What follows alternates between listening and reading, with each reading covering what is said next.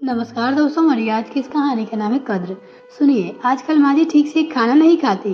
रसोई से निपटकर कमरे में आकर अपने पति के बगल में बैठते हुए रजनी ने यह बात अपने पति से बताना जरूरी समझा, लेकिन रजनी की बात सुन उसका पति रुपेश तनिक हैरान हुआ और मैं कुछ समझी नहीं। माँ जी इधर हफ्ते भर से हर रोज अपनी थाली में रखी 4 रोटियां में से 2 रोटी निकाल कर अलग कर लेती है। वो अपने पति से बोली, तुम कहना क्या चाहती हो?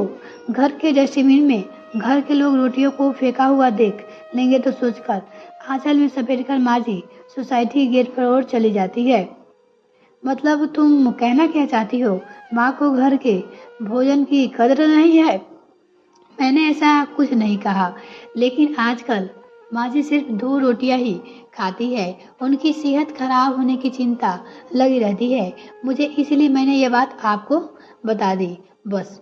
यह कहते हुए रजनी अपने कमरे से निकलकर वापस रसोई की ओर चली गई, लेकिन पत्नी की बात सुनकर रुपेश सोच में पड़ गया कि आखिर माँ ऐसा क्यों कर रही है। रुपेश की माँ शारदा जी बहुत ही सुलझी हुई, शांत और प्रवृत्ति की महिला थी। रुपेश और उसकी पत्नी रजनी शारदा जी का पूरा ख्याल रखते थे, इसलिए बहू या फिर बेटे से नाराज होने का कोई सवाल ही नहीं उठता था। खैर, रुपेश ने अपनी माँ को मन की बात जानने की ठान ली। उस दिन रविवार होने की वजह से रुपेश के दफ्तर की छुट्टी थी, इसलिए वो घर पे ही था। नियत वक्त पे रुपेश की माँ शारदा जी स्नान ध्यान कर भोजन के लिए बैठी थी, लेकिन रुपेश की निगाहें अपनी माँ पे ही टिकी रही। आज भी शारदा जी ने थाली में से पड़ी 4 रोटियां में से 2 रोटी थोड़ी सब्जी के साथ निकालकर अलग रख ली और बाकी की 2 रोटी को बड़े प्यार से खा लिया और भोजन के तुरंत बाद थोड़ी देर बाद टहल कर आती हूँ कहकर शारदा जी उन दोनों को 2 रोटी अपने आंचल में समेटकर घर के मुख्य द्वार से वो बाहर निकल गई।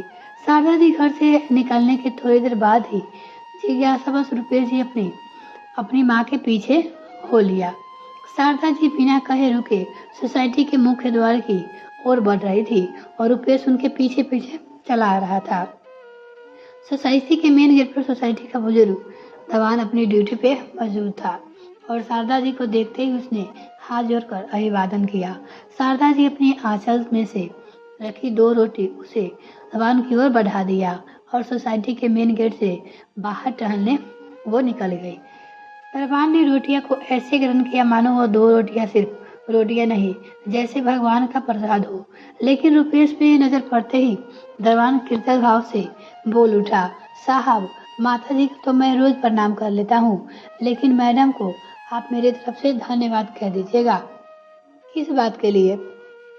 उस बुजुर्ग दरबान की बात सुनकर रुपेश को हैरानी हुई, लेकिन वह बुजुर्ग दरबान रुपेश की बताने लगा कि एक दिन मैं चक्कर खाकर माता जी के सामने ही यहाँ गिर गया था। आपको कहीं चोट तो नहीं लगी? आपकी तबीयत तो ठीक है ना? वो उसे बताने लगा। रुपेश को दरबान के प्रति फिक्र हुई, लेकिन दरबान मुस्कुराते हुए आगे बताने लगा, नहीं साहब, अब मैं ठीक हूँ। असल में मेरा बेटा और बहू दोनों महीने भर के लिए गांव रह गए, इसलिए मैं रोज सुबह बिना कुछ खाए ही ड्यूटी पे चला आता हूँ। उस दिन यह जानने के बाद माता जी ने शायद मैडम को यह बात बता दी और मैडम हर रोज माता जी के हाथ मेरे लिए 2 रोटी भेज देती है। मैडम बहुत ही दयालु है साहब। इतना कहते कहते दवान की आंखों नम हो गई और दवान की बात सुनकर रुपेश उल्टे पांव अपने घर की ओर लौट आया। उस समय घर पहुंचकर रुपेश ने रजनी को अपने पास बुलाकर सारी बातें बताई। तभी दरवाजे पे हल्की दस्तक हुई। शारदा जी बाहर से टहलकर वापस आ चुकी थी। वहां से, माँ जी, आप हफ्ते भर से रोज सिर्फ 2 रोटी खा रही हो, लेकिन आपने मुझे कभी नहीं बताया कि आप ऐसा क्यों कर रही हो। क्या मैं इतनी पर आई हूँ? रजनी की आंखें नम भर आई, लेकिन शारदा जी ने आगे बढ़कर बहू के बाहों में अपनी बहू से भर लिया।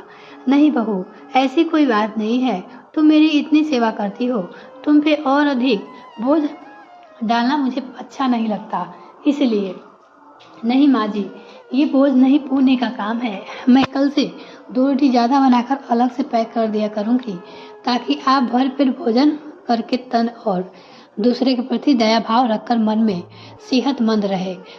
अपनी माँ की संतुष्टि और अपनी पत्नी की जिम्मेदारी देख रुपेश का हृदय बिना भोजन किए अचानक तृप्त हो उठा।